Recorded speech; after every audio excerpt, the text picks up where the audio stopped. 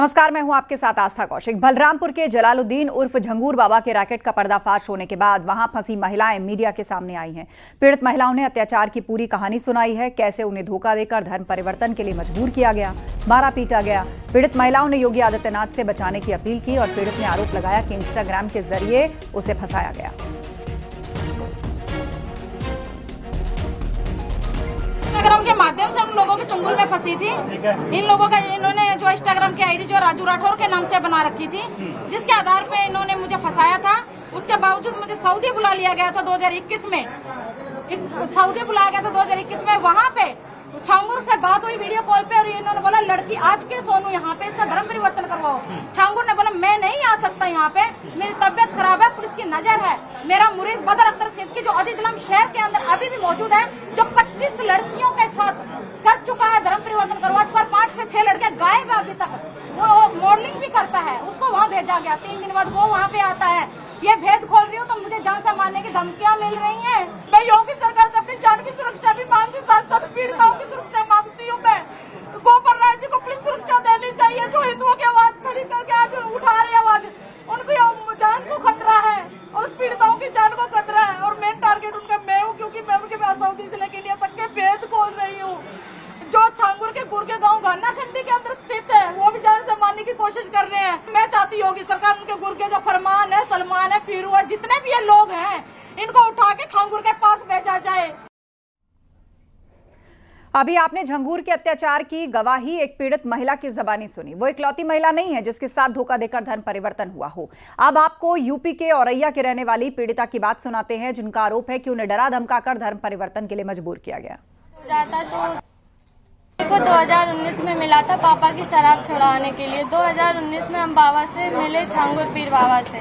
उन्होंने हमें एक तावीज़ दी और दुआ पढ़ी। उसके बाद हम अपने घर पे आ गए। उसकी रुद्र की बहन भी मेरे घर पे नाम बदल के आती जाती थी। 2024 में उसने कहा कि बाबा कानपुर आए हैं, उनसे मिल लो चल के। हम उसके साथ कानपुर चले गए। वो मुझे एक फतेहपुर मस्जिद में लेके गया, वहाँ पे मेरा जबरदस्ती निकाह किया। तब हमें उसका नाम पता चला, मेराज अंसारी है। वीडियो कॉल पे छांगुर पीर बाबा भी थे, उन्होंने मेरा नाम जैनब रखा था और एक सवा नाम की औरत को मेरी नकली माँ बनाया गया था मस्जिद में।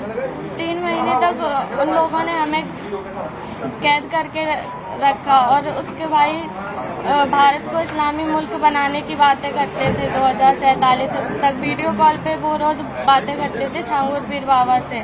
और उसके एक बड़े पापा पाकिस्तान में रहते हैं, वहाँ भी भेजने के लिए कहते थे इसको वहीं भेज देंगे। क्या आप नीतू से भी मिली थी क्या कभी? नीतू को जब हम बाबा से मिलने गए थे तभी हमने नीतू को वहीं पे देखा था उनके साथ। क्या बताती थी, क्या कहती थी, इसके बारे में कुछ बताइए। नीतू क्या कहती थी कि मुस्लिम धर्म में सब कुछ है, हिंदू धर्म में कुछ नहीं रखा है, इस तरह की बातें बोलती थी? नहीं, ये बताइए। नीतू ने ज्यादा बात नहीं की। ये कहा था कि रुद्र भी बाबा का मुरीद है, तुम भी मुरीद बन जाओ बाबा की। पीड़िता ने यह भी बताया कि झंगूर का धर्मांतरण रैकेट सऊदी अरब तक फैला हुआ था और उसके मुताबिक सऊदी में झंगूर के 500 एजेंट हैं और उसने यह भी दावा किया कि उसे सऊदी में बेचने की तैयारी की जा रही थी। सऊदी अरब से पाकिस्तान के आदमी से मुझे 10 तारीख को 6:13 पे धमकी दिलाई गई है और ये बोला गया है कि जो 15 लोगों ने जो घर वापसी की थी वो गोपाल राय जी और तुझे, मेन उनका टारगेट मैं हूँ कि भेद खोल रही सऊदी से लेकर इंडिया तक के, और जान से मारने की धमकी दी गई है। और ये बोला गया कि हम 2 दिन के अंदर खत्म कर देंगे। मैंने एसपी साहब को भी इस बात का वो किया। यहाँ पर पुलिस प्रशासन मौन है। सहारनपुर के अंदर नीचे से लेकर ऊपर तक की पुलिस बिकाऊ है। पीड़ित महिलाओं ने जो सामने आकर बताया वो सुनकर आपका कलेजा फट जाएगा। सुनिए जरा इनकी दास्तान। छांगुर का मुद्दा नहीं है सिर्फ छांगुर छांगुर छांगुर छांगुर एक गैंग का सरगना है। गैंग का सरगना सारे काम को एग्जीक्यूट नहीं करता है, वो उसके जो उसके अंदर में काम करते हैं वो करते हैं। इसमें गैंग के जो सक्रिय सदस्य हैं वो काम करते हैं। सरगना पकड़ा गया है। अगर आप उस प्लेस पे जाएंगे, पूरी बिल्डिंग को जमींदोज नहीं किया गया है, आधी ही बिल्डिंग को तोड़ा गया है जो इलीगल थी, बाकी को नहीं तोड़ा गया है। मीडिया के जरिए से मुझे पता चला है कि आधी बिल्डिंग तो खड़ी है यूं ही। और किस पीड़िता को न्याय मिला है? ये खेल आज से नहीं चल रहा, बहुत पुराना चल रहा है। अगर इसमें कुछ नाम लिए जाएंगे, कुछ की अरेस्टिंग हो गई तो ये 40 साल पुराना खेल निकलेगा जो सबूत के साथ मिलेगा आप सबको। जिसमें मेरे पास जो आया था लड़का, उसका नाम अमित था। उसका असली नाम था अबू आमिर अंसारी। उसने अपने आप को अमित इंट्रोड्यूस किया था और अमित की पूरी फैमिली मुझसे मिली थी। उसकी पूरी फैमिली हिंदू इंट्रोड्यूस करके मिली थी मुझसे। छांगुर पीर बाबा से मेरी वर्ष 2019 में मुलाकात हुई थी चांदौलिया दरगाह में, जहाँ पे मैं गई थी।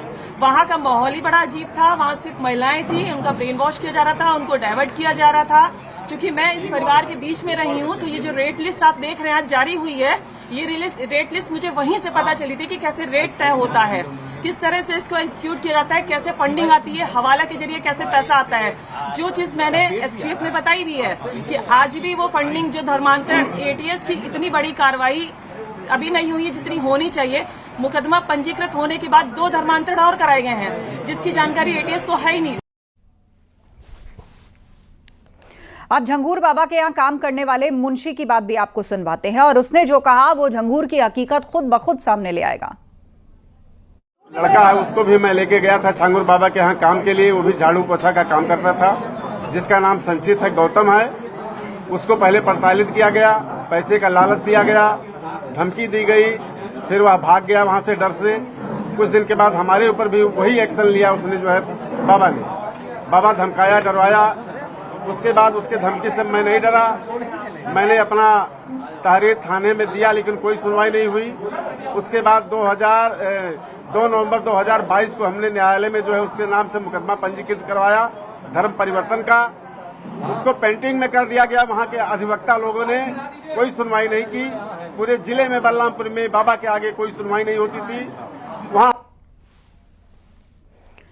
जलालुद्दीन उर्फ झंगूर बाबा से जुड़ी एक बड़ी खबर आपको बताते हैं। जलालुद्दीन ने अतीक अहमद के लिए किया था चुनाव प्रचार। 2014 में अतीक के लिए उसने चुनाव प्रचार भी किया था। श्रावस्ती लोकसभा सीट से चुनाव लड़ा था अतीक अहमद। बीजेपी के पूर्व सांसद ददन मिश्रा का यह खुलासा है।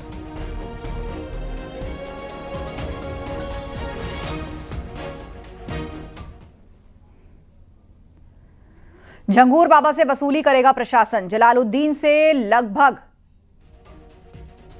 9 लाख रुपए वसूली होगी। ध्वस्तीकरण के खर्चे को वसूलेगा जिला प्रशासन। जलालुद्दीन की कोठी पर नोटिस चस्पा किया जाएगा। तो प्रशासन के बुलडोजर ने जिस अवैध इमारत को तोड़ा, उसकी तोड़वाई में जो खर्च आया वो जलालुद्दीन से वसूला जाएगा। लगभग 8.5 लाख रुपए का बिल जो है वो चस्पा किया जाएगा।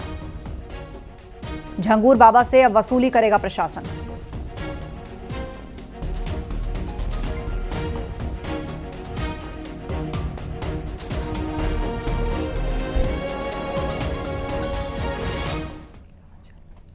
जलालुद्दीन उर्फ झंगूर बाबा के माफिया अतीक से कनेक्शन को लेकर यूपी सरकार के मंत्री दानिश आजाद ने कहा कि लोकतंत्र और संविधान से खिलवाड़ की किसी को इजाजत नहीं दी जाएगी। सामाजिक सौहार्द बिगाड़ने नहीं देंगे और कानून के दायरे में कार्रवाई होती रहेगी। देश और प्रदेश लोकतंत्र और संविधान से चलता है और इस लोकतंत्र और संविधान से खिलवाड़ करने की इजाज़त किसी को नहीं दी जाएगी। खासतौर पर सामाजिक सौहार्द को बिगाड़ने की कोई कोशिश करेगा तो निश्चित तौर पे कानूनी जो व्यवस्था है उसके तहत जो भी आवश्यक कार्रवाई होगी हम जरूर करेंगे।